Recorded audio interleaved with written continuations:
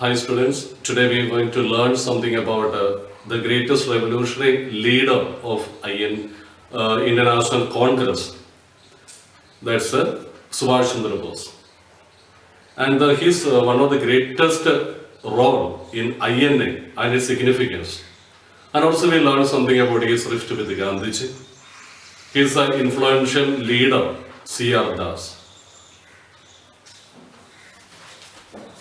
When Quit India movement was dying out, the Indian struggle for freedom was going on outside India under a different leadership given by Subhash Chandra Bose. That means Subhash Chandra Bose under his leadership was still continuing for India's freedom outside India, even though the Quit India movement was dying out in India, or it was become a failure. Subhash Chandra Bose, popularly known as Netaji, was born on 23rd January 1897 at Cuttack in Odisha in a respectable middle class family. After completing graduation, he went to England, appeared in the Indian Civil Service examination in 1990 and stood forth. But he resigned from the civil service and came back to India. He then joined the National Congress under the inspiration of Chittaranjan Das, popularly known as C.R. Das. Then he began his political career to fight against the British Raj for freedom of India. He suffered imprisonment for many years. He was always against the moderate in the party and vehemently opposed to the continuance of the British rule in India in any form. He also strongly opposed the Dominion status resolution of National Congress. Let us see his rift with Gandhiji. After the 1937 election, the Congress ministries in different provinces became popular for their various welfare programs. During this period, Congress had two sessions, one at Haripura in Gujarat in February 1938 and the other at Tripuri in Central Province or CP in March 1939. In the Haripura sessions, Subhash Chandra Bose was elected the president of All India National Congress. In the session, a resolution was passed that India would not be a party to an imperialist war and her manpower and resources could not be exploited in the British interest. This resolution was not liked by Gandhiji because of the uncompromising attitude of the Congress under Subhash Chandra Bose. Secondly, Subhash Chandra Bose differed from Gandhiji on a number of issues. In 1938, Subhash Chandra Bose launched the National Planning Committee for drawing up a comprehensive plan of industrialization. Gandhiji was opposed to this scheme of industrialization. Thirdly, after the Munich Pact of September 1938, Subhash Chandra started an open propaganda to prepare the people for the national struggle. This move was also resented by Gandhiji because he did not want to disturb the ministerial and parliamentary activities. Fourthly, the movement of the people of the princely states also became a bond of contention. The leaders of the movement expected sympathy and cooperation from the Congress. Subhash Chandra had full sympathy for them. But Gandhiji was against the intervention of the Congress in this movement. Therefore, we can understand what is the rift. First of all, the uncompromising attitude of the Congress under the Subhash Chandra Bose.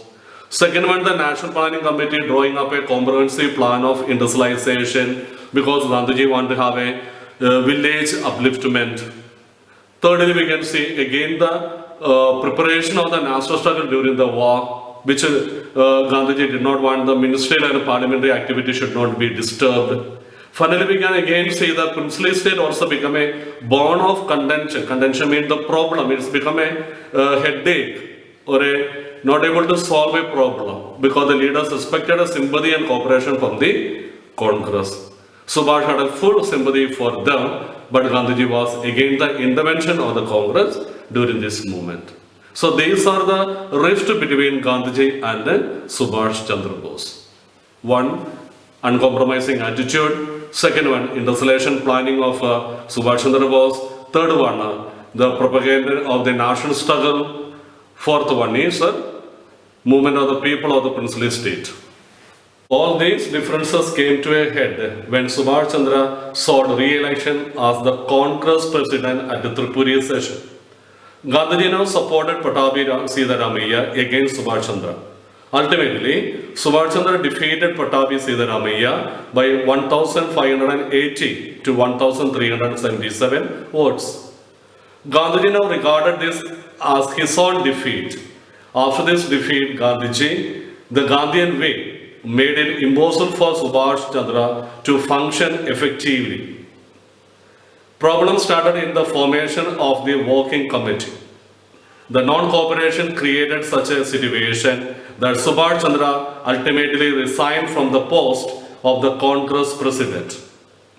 During this period, the All India Congress Committee or AICC passed a resolution that no congressmen would take part in the civil disobedience without prior permission of the provincial Congress committees. Subhash Chandra then staged a protest against this decision of the AICC. The Congress Working Committee, at Gandhiji's insistence, punished Subhash Chandra for his indisciplined attitude. In Congress 1939, he was removed from all Congress positions, notably from the post of President of the Bengal Pradesh Congress Committee. He also banned from holding any executive office for the next 3 years. He then formed a new party known as the Forward Bloc in May 1939 on the basis of their socialist ideas and principles. Henceforth, Subhash Chandra Bose decided to follow a different way for Indian national movement. Now let us learn something about the great escape of Subhash Chandra Bose in January 1941. The outbreak of the Second World War gave Subhash Chandra Bose an opportunity to make an alliance with the foreign powers and free his motherland by armed struggle against the British rule. The British government suspected that Subhash Chandra Bose was trying to make secret negotiation with the enemy powers in Europe. The authority at first put him in jail and then interned him in his home at Calcutta. But Subhash Chandra Bose escaped silently from Calcutta in disguise on January 1941. This dramatic escape and his astounding journey across several countries had become a legend. In response to the invitation from Bangkok Conference, Subhash Chandra Bose sailed from Germany towards Japan in June 1943. After the most amazing submarine journey, crossing vast seas fraught with grave danger, he held discussions with the Japanese authority who promised independence of India after the war. Subhash Chandra then moved to Singapore, where he was warmly welcomed by Rash Behari Bose. He then handed over to Subhash Chandra Bose the leadership of Indian National Army. Subhash Chandra Bose was then greeted as Netaji, the great leader. Subhash Chandra then mobilized about 20,000 captured Indian forces. He then set up the provincial government of Free India on 21st October 1943. The provincial government then declared war on Britain and the United States. The government was recognized by the Axis powers and their satellite countries like Burma, Thailand and others. He founded the INA headquarters at Rangoon and Singapore. Now let us see the success of the INA in the Southeast Asia. INA then joined with the Japanese army in its march towards India. He then gave his historic call, Jai Hind, Dilli Chalo. The most famous declaration of Netaji was, "You give me blood, I will give you freedom." INA advanced up to the Indian borders and after a strong fight with the British army in the Assam hills, crossed the Indian borders on 8th March 1944. Then INA hoisted the tricolor Indian national flag on Indian soil. But let us see the collapse of the INA, Azad Hindu Fauj. The success of INA was short-lived. Japan had to withdraw its forces for engagements with the USA in the Pacific region. At the same time, the rainy season started in the region. The British Army also organized their forces, started a counterattack and captured Rangoon.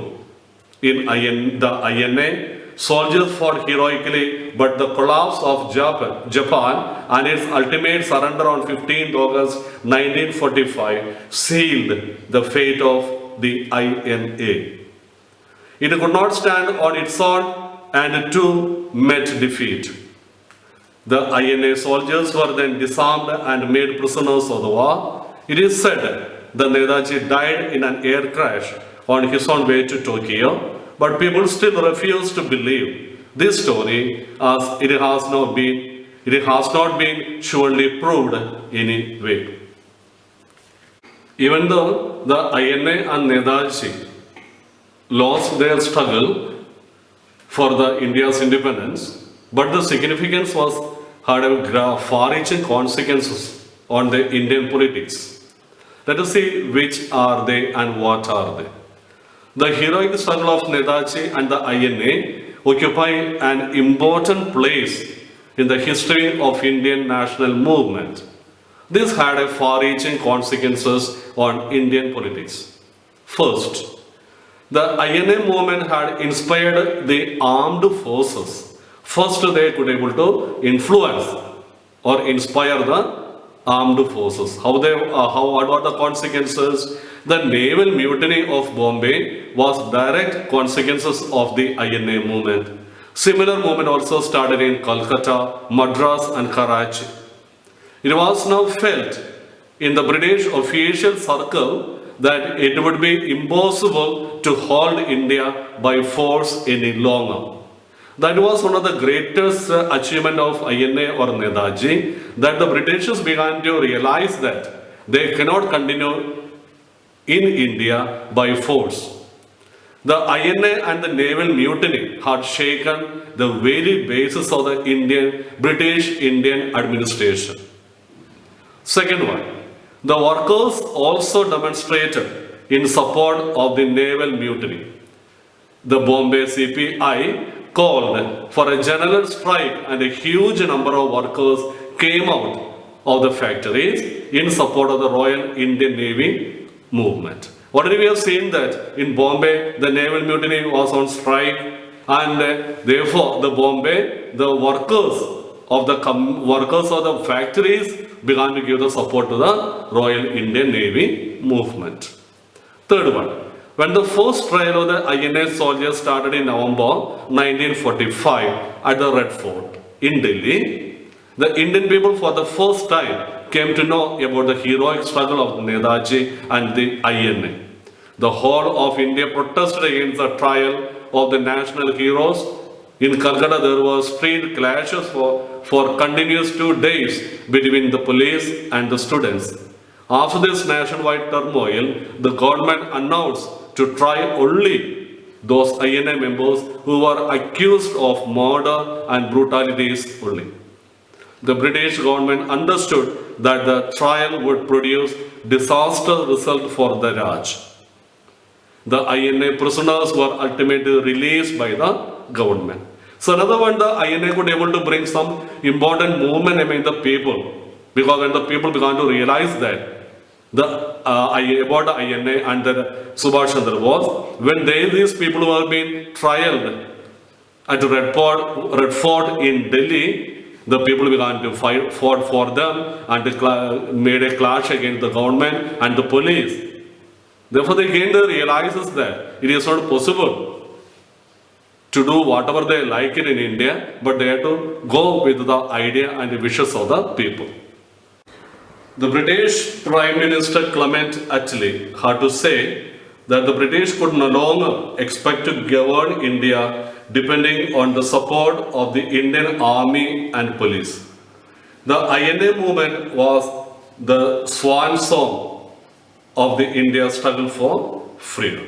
So we have seen that the role of INA was not a little one, but it was a great impact on the as a whole in the Indian struggle with his socialist ideology, making his revolutionary ideas, being a president of the International Congress, and also he was being made because when he could not able to go or continue his work in the Congress, he formed his own group known as the Forward Bloc. Again, he began to be when his arrest was being happened because the British government doubted his relation with their enemy countries, and his great escape to Germany and other European countries. Then also his warm welcome in Singapore by the Raj Behari Bose and made him the leader of the INA by calling him Netaji. His greatest call, Jai Hind, Dili Chalo, you give me blood, I'll give you freedom. And also the greatest influence on everything we have seen now. His greatest influence, significance of the INA or the Indian politics.